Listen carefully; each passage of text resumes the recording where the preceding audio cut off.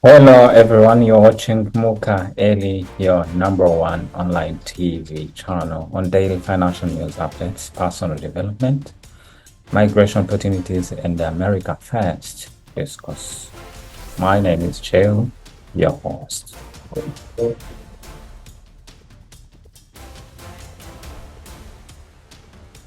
You have heard about Mr. Trump tariff in the USA, United States of America. Some people say it's about economic policy. Some others say, including Mr. Trump, it's a good thing for the country to gain its financial and economic power, independence, and to make America great again, of course.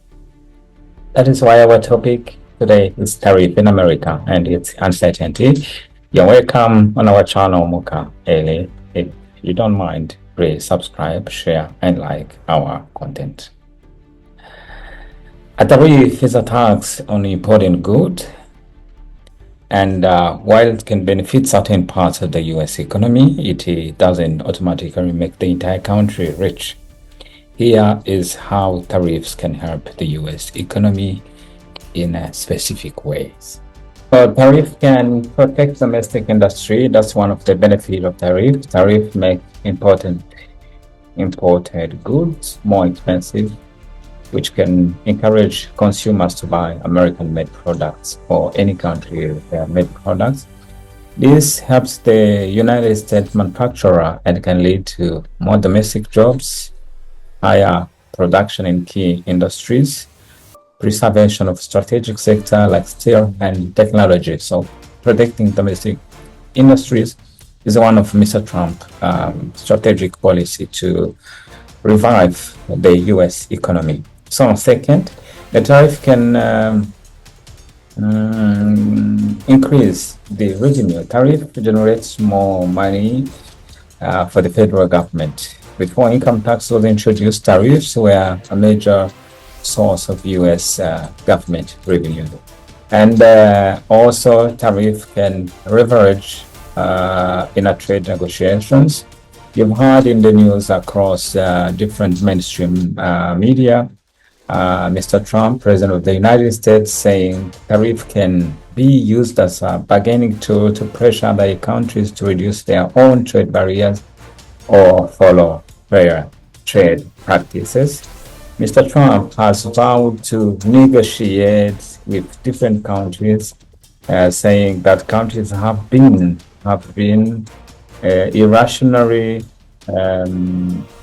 benefiting and benefiting from the U.S.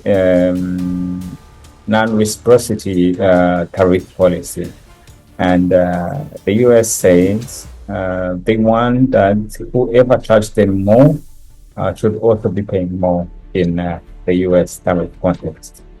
So again, Mr. Trump, President Trump, believes that he can gain upper hand in negotiation of tariff in order for the U.S. to have reciprocity tariff equality. That's as third. And the fourth, the tariff encourage local innovations. By limiting foreign competitions, domestic companies might invest more innovation in production quality to meet demand. For instance, yesterday, Mr. Trump hosted a U.S. investment meeting where he announced many companies, international companies, pledged to invest in the United States billions and billions, which will create jobs, bring new manufacturing industries, and of course revive U.S. economy. And again, however, there are downsides of tariff, which is kind of it can create higher prices for consumers. For example, today in the United States, ordinary people or normal people are claiming that prices have been going up. So things, products are becoming more expensive than before.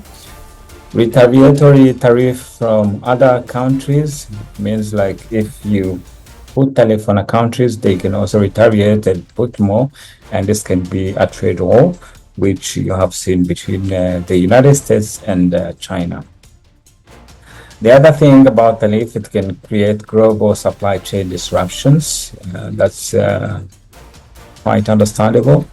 And it can also reduce export opportunity for the US farmer and manufacturers. It means if other countries retaliate tariff also, it means exporting your product will be also very expensive, and we discourage like local producers to export their product abroad.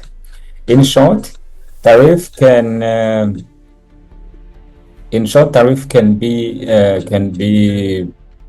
if well designed strategically, it can be beneficial for the country. But if the negotiation goes wrong, tariff can backfire.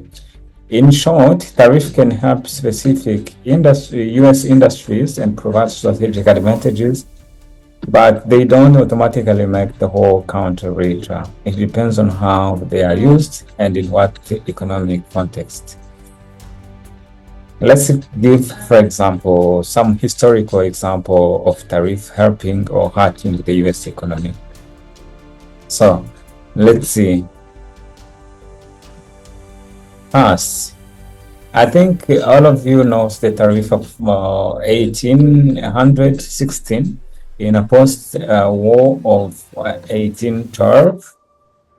So in this context, after the war of 1812 in the United States, cheap British goods flooded the US market.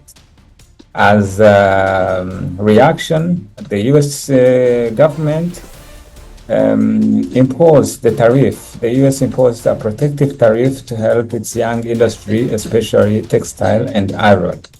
As a result, it helped stimulate American manufacturing in the North, laying in the foundation for industrial growth. That's, for example, one of the best tariff best of tariff policy, which were well implemented and impacted the US economy.